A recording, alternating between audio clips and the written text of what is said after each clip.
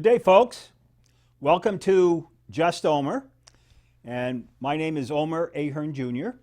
And this is my periodic report to the people of Grafton County, New Hampshire and beyond about my efforts and what's going on at the Grafton County government here in Grafton County, New Hampshire. I am one of three Grafton County commissioners. I am elected from District 3, which includes the towns in eastern and southern Grafton County, going up to Campton and Warren and over to Groton, Orange, of course Ashland, Bristol, Alexandria, and of course including the towns of Hebron, Plymouth, and Holderness, and all the towns in between. I serve with two other commissioners. The chairperson of the board, Commissioner Wendy Piper, and she is from District 1, and that is that's the towns of Hanover, Lebanon, and Enfield. And again, Commissioner Piper is the chairperson of the Board of Commissioners. We also serve with Commissioner Linda Lauer, who serves or is elected from County Commissioner District number 2, which includes the towns of western Grafton County, north of Hanover, and the towns in northern Grafton County, north of the towns that I serve. Actually, we serve the whole county, but we're elected from our different districts. Ultimately, by state statute, the county commissioners are elected to do primarily three things. Number one, to provide a nursing home for the residents that need nursing care in their older years and as the need is there, to provide a nursing home, and we provide that up in North Haverhill at the county complex up there. The second major function of the county that the county commissioners are to carry out is to provide a jail and house of correction. The House of Correction is for those who are sentenced to jail for a criminal offense, where the sentence is less than a year and a day in incarceration. And the third function that the counties were originally set up to do back in the 1870s was to operate a farm. Back then it would be, not only vegetables, but it would also involve a dairy farm, making milk, and then also having pigs and chickens, which is what Grafton County still has. Grafton County is the last county in New Hampshire, the 10 counties in New Hampshire, but we're the last county in New Hampshire to still have an active working farm operation. One of the things I'm going to talk a little bit about today is some of the challenges that we've had with the dairy farm over the last month and a half or so. The county commissioners meet on a weekly basis. We usually meet on Tuesday mornings. Now, if there's a fifth Tuesday in the month, we normally do not meet on that fifth Tuesday of the month. When the commissioners meet, we usually meet with department heads. Not every week, but we have department heads come in on a monthly basis. And we also meet with some of the elected officials, such as the High Sheriff of Grafton County, the County Attorney, the Register of Deeds, sometimes the County Treasurer. So we meet with these folks because we're primarily responsible for the elected officials' budget. The county commissioners, through our county administration, is responsible for the financial functioning of the county. And again, Grafton County is one of 10 counties, and essentially the other 9 counties in New Hampshire do the same functions. We are in the election mode, folks, and elections have consequences, as we know. When it comes to the budget, when it comes to financial matters, the commissioners propose a budget every year, and the county budget is based upon a fiscal year from July 1st to the following June 30th.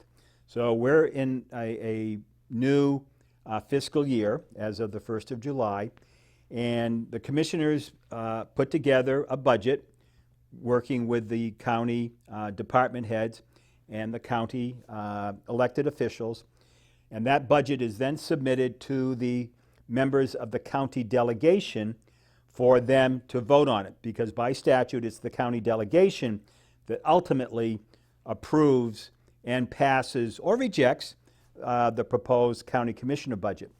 They have to do it within a certain period of time. Usually they have to have it, the delegation has to have their vote completed or decisions made by before the 1st of July, of course.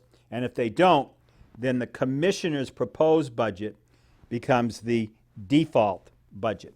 So the county delegation did make its decision and did, with making a few changes in the budget, did pass essentially the commissioner's budget that was proposed for this fiscal year 2023, which started on July 1st. Now, that commissioner's budget, which was adopted by the county delegation, is resulting in a 1.54% decrease in the county tax rate. A decrease in the county tax rate. This is the second year in a row where the county tax rate has been decreased by the efforts of the county commissioners, and then followed up with and carried out by the county delegation. So your county delegation are members or are people that are elected from the district, from the different state representative districts in Grafton County. So whoever you folks elect as state representatives from your towns in Grafton County, these are the people that make up the county delegation. So the people that you choose as elected members of the legislature, they actually serve two roles. What they do for passing laws down in Concord, but also for management and passing of the budget at the county level. So you really need to talk with the people that are running for state representatives in your communities and find out where they stand on some of these issues. I have been a county commissioner in two different counties now in New Hampshire. I served as a county commissioner in Sullivan County back in the late 1980s, in the early 1990s. I actually grew up at a New Hampshire county home, the county home in Unity, New Hampshire. So I'm very familiar with the operations of county homes. I've worked in the laundry, I've worked in the stock room, I've worked in the gardens, and again, I've been a county commissioner. And again, the counties have been around since the county governments, county complexes, nursing home, jails, and farms have been around since the 1870s. And as time goes on, you know, things tend to deteriorate a little bit. And so one of the things that I would like to share with you a little bit today is the concerns that I'm seeing at Grafton County. Right now, Grafton County is dealing with some infrastructure challenges. We have some aging infrastructure, and it is creating some challenges. So today is Wednesday, August 3rd, and there is going to be, or has been as of this hour, a electricity outage at the county operations, at the county complex in North Haverhill, as some repairs are made to the county electrical system. I don't know all the ins and outs of that, but we have an excellent county superintendent of maintenance superintendent, Jim Oakes, who is a veteran, and he keeps the commissioners and others, you know, up to date on what's going on.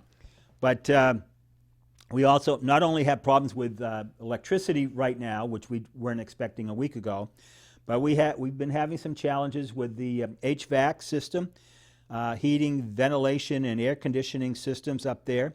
The elevators, we have some challenges with the elevators in both the county courthouse and in the county administration building. So these are all issues that are being addressed. One of the decisions that's going to have to be made in the next year or two is what we're going to do with the county courthouse.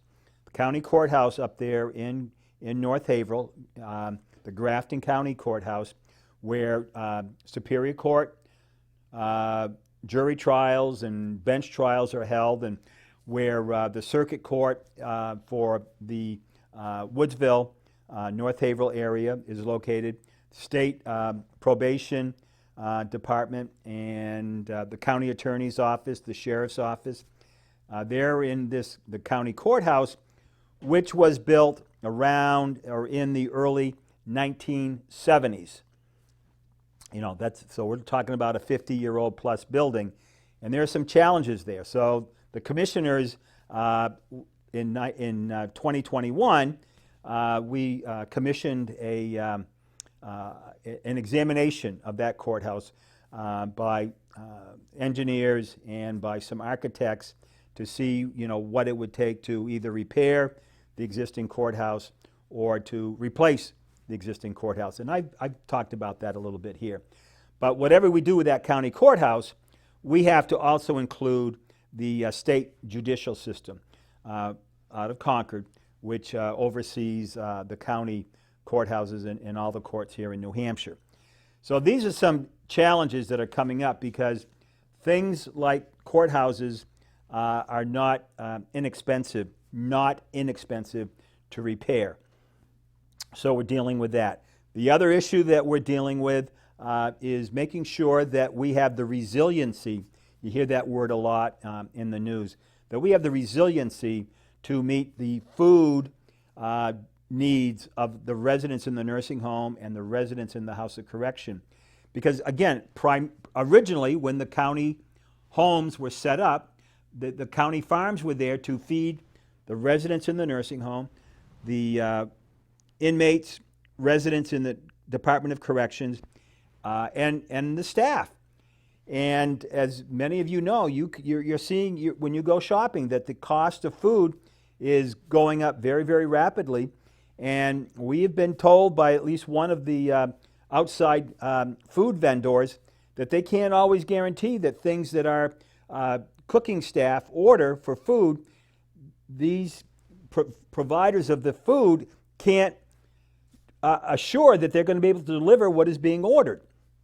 And I kind of had an idea that this might be a problem. So back a year ago, or over a year ago now, I introduced a proposal called FarmDoc, FARMDOC, Farm Department of Corrections, to implement some plans, implement some programs, implement some processes that would allow Grafton County Home, Grafton County Farm to be more independent when it comes to supplying food, because we have a fantastic dairy herd.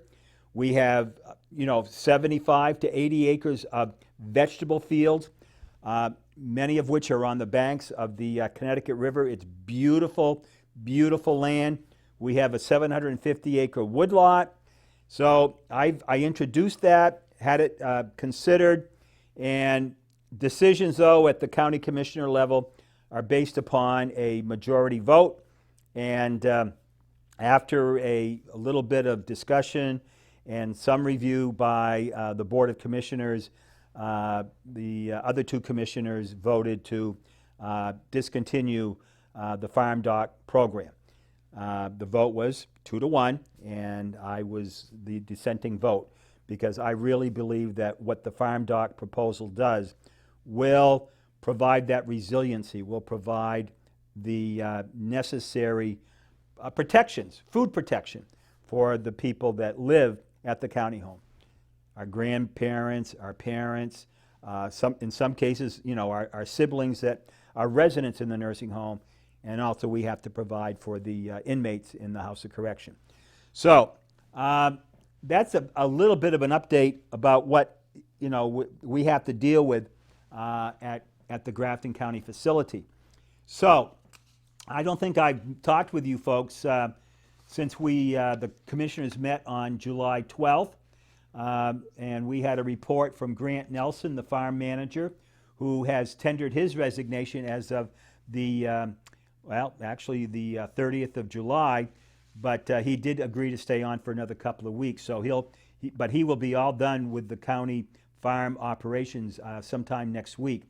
And he gave us a report on the cows, the milking cows, how many cows we're milking, what's going on with the labor issues that we're having because of COVID. This is some of the results of COVID. The courts not being open as much as they should be or could be, and bail reform. Instead of having 6 or 8 inmates from the House of Correction available to work on the farm, we're lucky if we have at least 1 inmate to help with the milking chores and things like that. So that's a concern that I have, is we got to make sure that farm, I believe, is able to provide the food in terms of milk products, dairy products, meat. We do have chickens up there, and the chickens lay eggs, and we do have some pigs up there, and we do sell a lot of piglets every year, and we have some very good animals up there, good farm animals. The commissioners did meet yesterday, August 2nd, and we had a report from Craig Labor, who is the administrator of the nursing home, and he gave us a pretty comprehensive report. The nursing home, the county nursing homes in New Hampshire are very heavily regulated by the federal government and by the state government. And the income for the nursing home a lot of times is coming from the federal Medicare program, the federal Medicaid program, and the Veterans Administration program. And so if you take government money, there's usually strings attached. And we are dealing with a myriad and a panoply of rules and regulations with regard to what we can do in our nursing home. And the patient to nurse ratio is such that we have a 135 bed facility, and because of the present nursing shortage throughout the country, we're not able to even know that we can fill all 135 beds at our nursing home. So the administrator and his staff determined that we could, with our present nursing cadre, that we could at least take care of 100 residents in our nursing home. Right now we have a total of 84 people in our nursing home, and there are no Medicare patients, in that 84 number, but there are 64 Medicaid residents, there are 2 VA residents, and then there are 18 private pay residents. So, but we've budgeted now for 100 people instead of 135. We, in the last month, we've had 1 admission, but we've also had 5 of our residents pass away.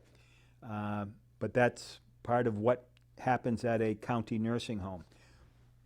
Normally, when people are admitted to our nursing home, they have some significant problems. They're elderly, and this is the safest place for them to spend the remaining days or years of their lives.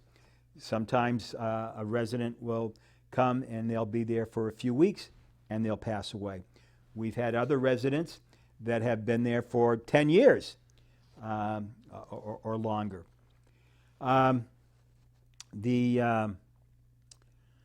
We did have a request from the administrator, and so the commissioners were kind of responsible for, the staffing situations in the nursing home as well as all the other departments.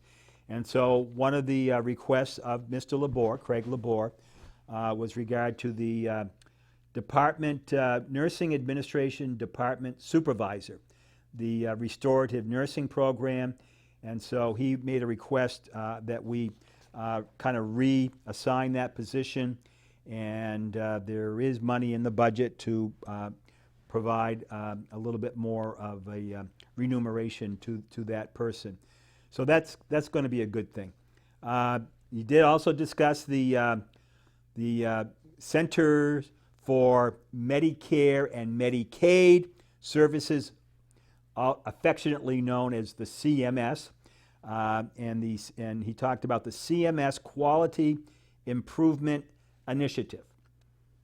Evidently, the federal government has identified Grafton County as a COVID hot spot. So I'm not quite sure why they have done that. Their records, their numbers there that they are working on in Washington, D.C. seem to put Grafton County's nursing home in that situation. But to the commissioners and to our nursing staff, they just don't see how Grafton County can be picked out like that. But that's what we're up against. That's what we're up against. Again, elections have consequences, and if an agency or a government takes money, receives money from the federal or state government, then we have to follow their rules and regulations. And that sometimes can create some significant unexpected issues. So these are some issues that we're dealing with at the nursing home. But again, we have some very dedicated nursing staff there. We do have a lot of what we call traveling nurses. These are nurses that sign up with nursing agencies.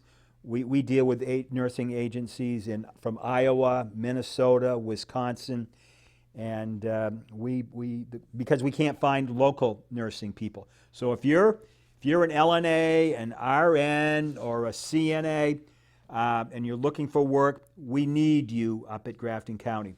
And so please go to the Grafton County website and sign up or take a look and see what is available. There's a lot of positions that are available. In fact, I'll be talking about those in a few minutes as well, because we also have the report from the Human Resource Director. But again, we've got some very dedicated people working at our nursing home, the environmental staff, the dietary staff. So I believe we're very blessed to have these people that provide these fantastic services. The next item on the agenda from yesterday's meeting was to talk with Karen Clough, the Human Resource Director, and she submitted a pretty extensive report. And Karen indicated that we had some new hires, but don't get too excited with the new hires, because the next part of a report is the separations, people that have left for whatever reason. So we had 1 full-time dietary aide, 1 per diem LNA, and 2 full-time RNs come to work in the last 30 days. We also had 2 part-time dietary aides and 1 full-time unit secretary from the nursing home. We had 1 full-time skilled maintenance assistant come on board, and then we had a full-time assistant county attorney and 1 full-time investigator come on board for the county attorney's office. These were the new hires. And the separations, we had 9 separations from the nursing home. We had 7 per diem LNAs, 1 per diem RN, and 1 full-time RN leave service of the county. We had, at the Department of Corrections, we had 3 full-time separations. We had a full-time corrections officer, a full-time assistant dietary manager, and 1 substance abuse counselor. So we have to fill those positions. The county attorney's office also, in looking at their employee levels and the positions, we found that there was a position there that could be taken off the books because there was a grant coordinator position, and the need for grants this time around isn't quite as great as it was, and there was no one in that position anyway, so that has been taken off the books. And then we just hired the alternative sentencing director, but this report indicates that the previous alternative sentencing director has separated, and so, but we do have a new alternative sentencing director already in place, and she is doing a great job. I got a chance to attend the graduation for the adult folks at the alternative sentencing program, and again, there's just a wonderful program. Unfortunately, those young people and those adults that are getting into trouble because of drugs and alcohol and other issues, you know, it's just swamping our judicial system. And to get them through the judicial system so that they can get into the alternative sentencing program, it's just taking a lot of time. But once we can get through get these young people through the alternative sentencing program, through the counseling that they get, and keeping an eye on them, so on, they can be very, very good getting back into the community and then being good role models on their own. So that's what's going on there. So we got a good, solid report from the Human Resource Director. So right now, what we're looking for at Grafton County, right now, we need to fill 28.9 full-time equivalent LNAs at the nursing home. We need to fill 16.15 full-time equivalents for RNs and LPNs. We need an MDS coordinator. We need a registered nurse, per diem registered nurse for the Department of Corrections.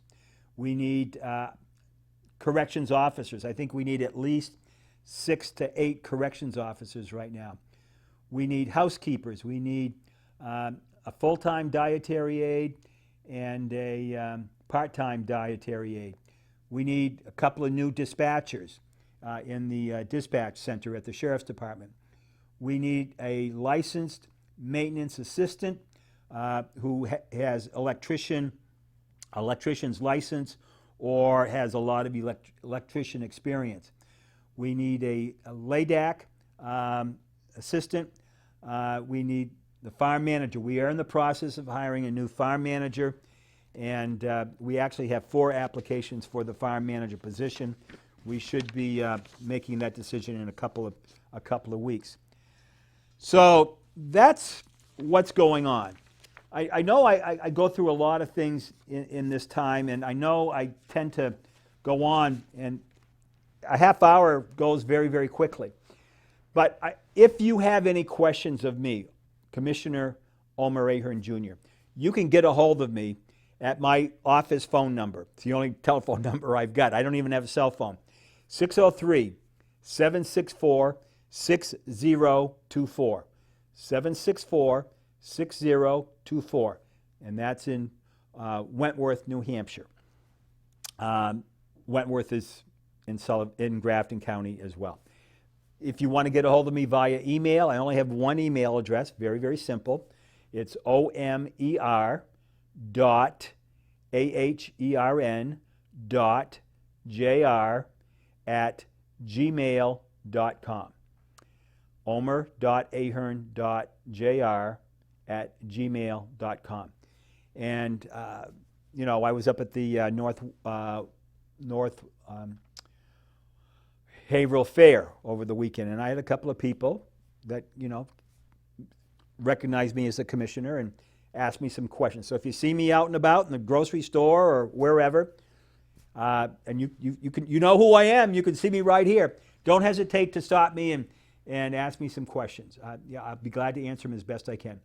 Again, I want to thank Commissioners Piper and Lauer for their service as county commissioners. I don't always agree, with them, and they don't always agree with me. But I want to thank them, and I want to thank all the good people at the Grafton County Complex. So thank you very much. Have a good week. Stay hydrated. Stay cool. God bless the great Republic of the United States of America, and God bless the granite state of New Hampshire. Thank you. Take care.